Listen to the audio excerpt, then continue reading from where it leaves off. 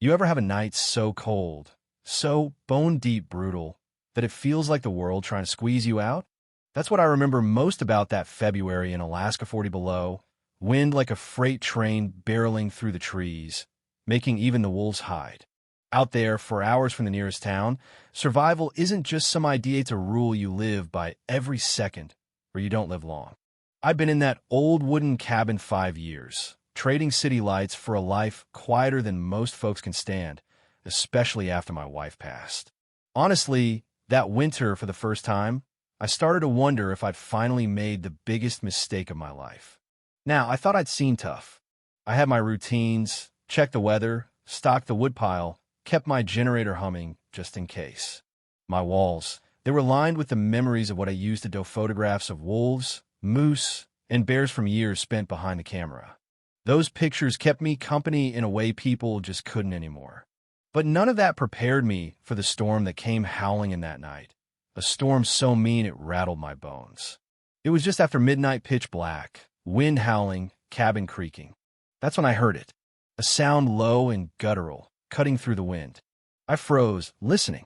I knew that sound, had heard it in the wild enough to recognize it even through a wall of snow, a bear, way too close for comfort. And not just any bear, a mother, out with her cubs. You know what I mean? Bears in February should be buried deep in sleep. So what could drive a mother bear and her babies out into a night that could kill you in minutes? Curiosity got the better of me, or maybe it was something closer to fear. I grabbed my flashlight, went to the frosted window, and there in the whiteout I saw three dark shapes. The mother bear, two cubs, fur thick with ice, all of them fighting through drifts higher than the porch. Even from inside, I could tell these animals were barely hanging on. The mother was moving slow, stumbling, cubs pressed against her side, their bodies just not built for that kind of cold. I knew right then something had driven them out of their den, some disaster or predator maybe, and now they were dying right in front of me. Let me tell you, every survival rule, every scrap of sense I had, screamed at me to stay inside, to keep the door shut.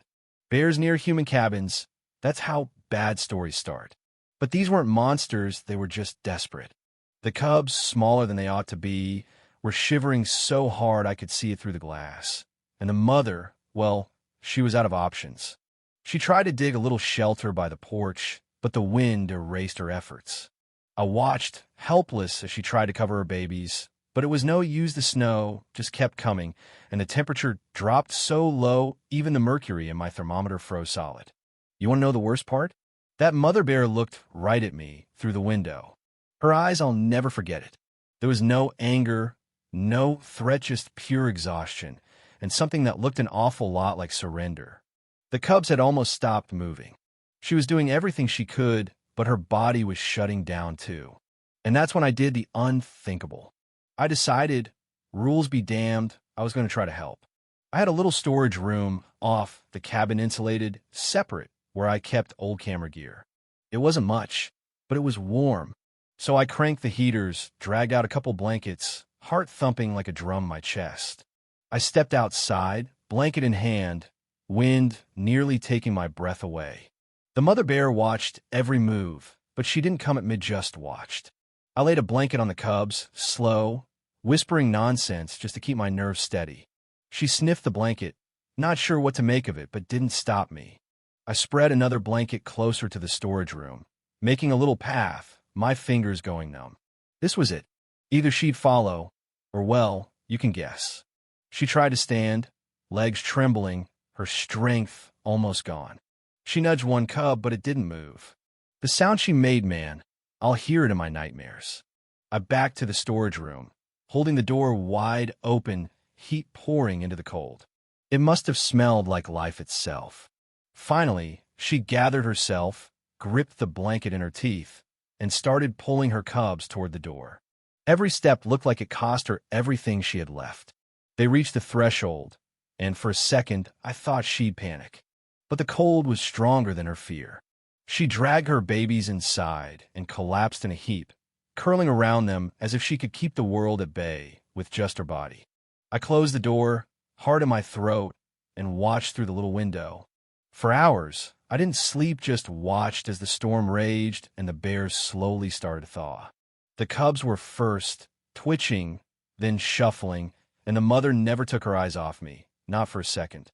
But as the room warmed, she relaxed just a bit. That blizzard lasted 2 more days. I slid water and scraps of food near the door, careful not to get too close. The mother bear started to trust me, in her own way cautious, but not hostile. When the storm finally broke and the sun came out, the world looked brand new, snow sparkling everywhere. I knew it was time. The wild was calling them back, and the mother bear grew restless. So I opened the outside door, gave her the space she needed.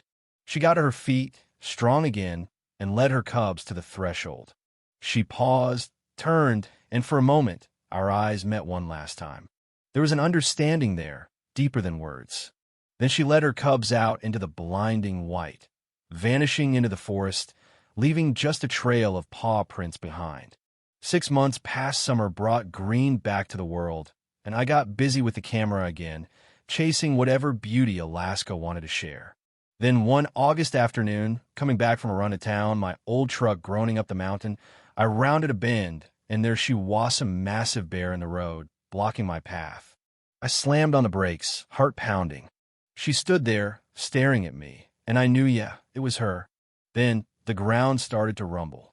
Rocks above, loose from the thaw, tumbled down, crashing right where my truck would have been if I'd kept driving.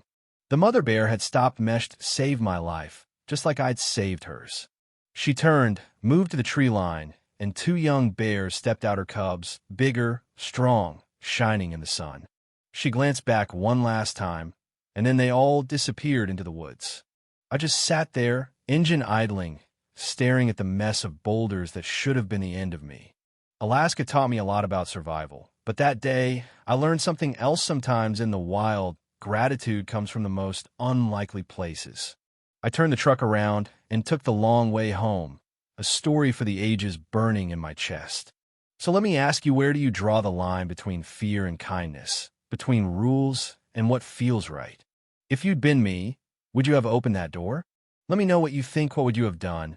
Face to face with mercy in the middle of the wild? Leave your thoughts below. Let's see where the real story goes from here.